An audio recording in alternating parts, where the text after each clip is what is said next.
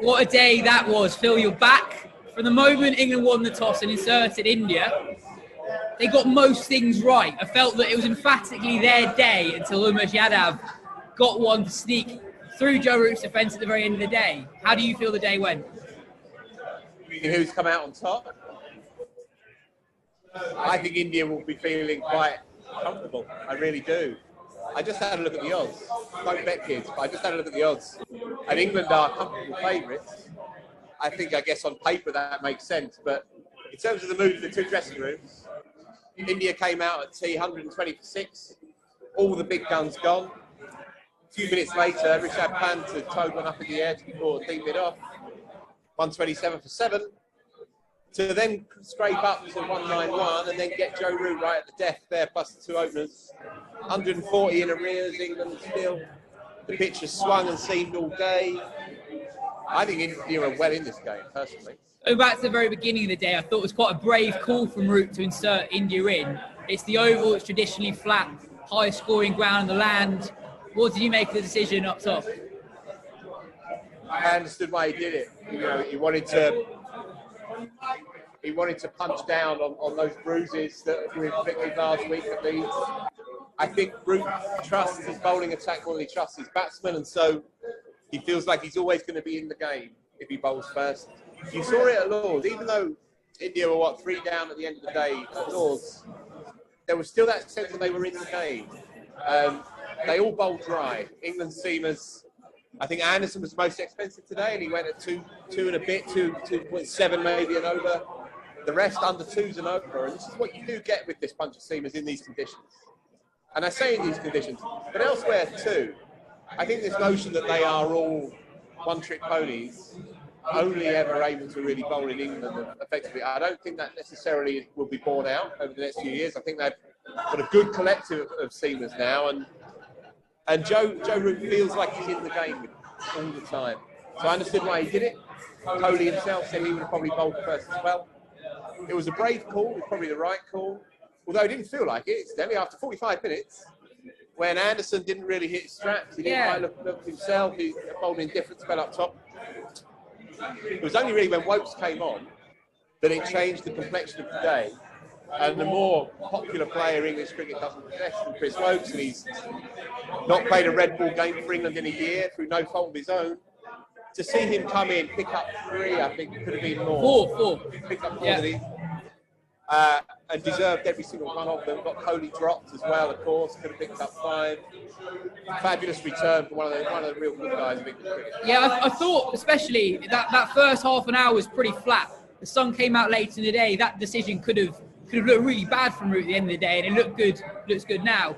I want to pick you up on one that you said about how much Joe Root likes his attack. I get the sense he loves them. He trusts all of them. He gives them all long spells. They rarely let the pressure ease. And England have bowled well this summer, but there have been times when Anderson's bowled well, Robertson's bowled well. When they come off, the pressure does ease quite a lot. You don't get that with any of these 4. And it's easy to feel spoilt from an English fan's perspective, I think, about how accurate these guys are. But they were absolutely brilliant today. And we've not had you on a pod or a daily vid for a while. Ollie Robertson's start to his Test career is right up there. You know, it's up there, possibly surpassed Joffre's in 2019. I think the consistency, undoubtedly. He got KL Rahul out with the signature delivery. You know, hitting the top part of the hands, crashing into the top of off stump. He's had a summer-long love affair with the top of off stump, and he said himself, it doesn't matter if you're express pace, it doesn't matter how funky you are. If you consistently hit that spot, doesn't matter where you are in the world, you can stand a chance. And we've seen it in Australia, we've seen it in South Africa, we've seen it even in Asian conditions as well. If you are relentlessly penetrating, then you'll be okay. Ollie Robinson has that. He has a repeatable action.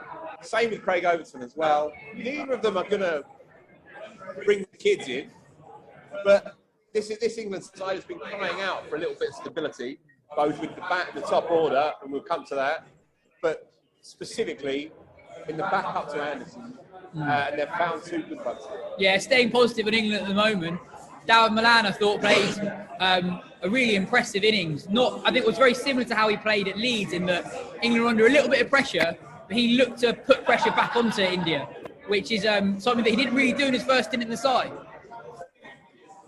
Yeah, and there is that sense that this is his second time round. He's already got some international runs under his belt. He's a bit older. He's been around the block. He probably knows himself a little bit better as well. He's been a prickly character in the past. I think he's more at ease in his own game and at ease in his own position within the setup.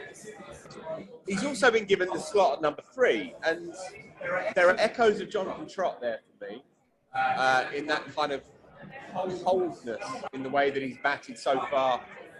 All right, nascent start to his second coming as a Test match player, but he sets up as you would look a number 3 to set up. There's not much backlift. He stays side on. He plays it late under his eyes. He's comfortable enough against the quicks. He doesn't fear the short one, and he leans on the cover drive quite nicely. Elements to stop it there as well with the weight transference. I think England are not sold on it yet, but having gone round the houses, whether it's by accident or design, I think they might have landed on the most logical option for first drop. And I mean, look, he's got this innings plus 3 more before we end up at Brisbane. So I think they've landed on pretty much the best option there for that poison chalice first drop slot. There's a few of the patrons at the Oval all over themselves just to get involved in that video. I think given, some of the characters that have batted in the top 3 in the last couple of years, yes, you kind of think that to be technically correct, defensively sound, you almost need to have quite a quirky defence. But actually, you can have a solid defence and be hard to beat and still be quite stylish at the same time. Trott was like that. That's why I quite like that comparison, actually. On India, no Ashwin again. Why? Tell me why. Well, again, there was an element of green on the pitch. It's fine and seen for England all day, and I imagine it will do the same for India tomorrow.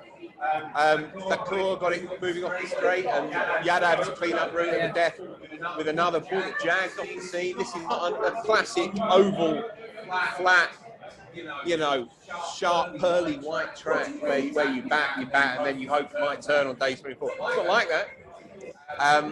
That said, he's one of the all-timers, and we say it every Test match. He's got to play next week. Yeah, he's got to play next week. He never does. Yeah, he will play next week at the Old Trafford. But they've got their model. They understand the way they want to go. It's a big call every time they leave him out. But then look, 13 wickets have fallen on day 1. Awful to see. We haven't seen one delivery bowled by a slow bowler. You're not going to see many more at the rate that this game is going, which by the sounds of it, or by the looks of it, will be done by Saturday night, Sunday afternoon latest. We watch a lot of cricket at the Oval. Yeah, we do, yeah. And it's normally pretty flat. There's not normally that much grass on it. How much do you think England are making the most of home conditions? It's a good question. The way Rishabh Pant came out to bat today reminded me of England at Ahmedabad last winter, when they'd almost given up. They'd got it into their head that these conditions were so alien to Test cricket, and so much a kind of an insult to the integrity of the game, that they were just going to go out and play wild shots. I don't want to, Johnny B was just like the rest, but, sweeping second balls, I'd rather just try and whack 20 off and try and hang around. Rishabh Pant went and played like that today. I don't think it's as bad as that. I really don't. Okay, the ball swings, sure. But you can see the way that Kohli played, that there are ways and means to deal with it. You can see the way that Sharma and KR all played at Lords when it swung all day. They backed beautifully to make 80 on 120 respectively. So it's not impossible. You see the way that Joe Root plays against India's very high-class teams. It's not impossible. It's not a minefield out there. Yeah.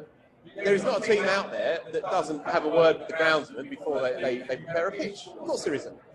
But is it doctoring? Is it over the top? Is it skewing the contest when India have got an outstanding battery of seams anyway?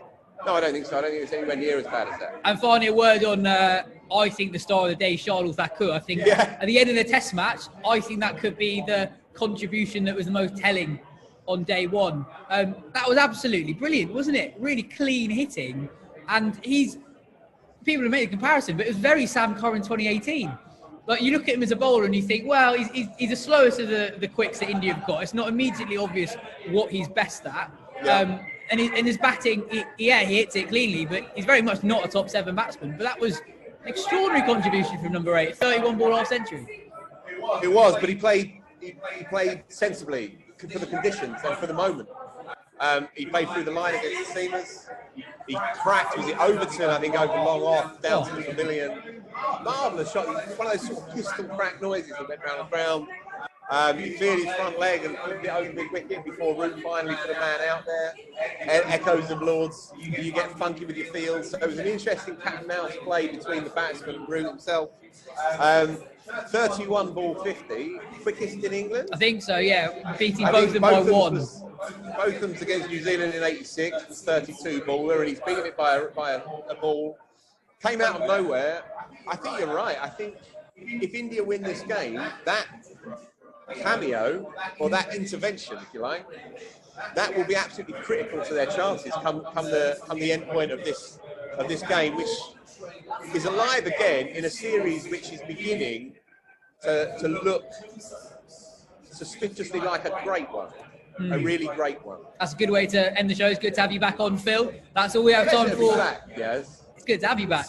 This is all we have time for from today's show. We'll be back after play on day 2. Thank you very much.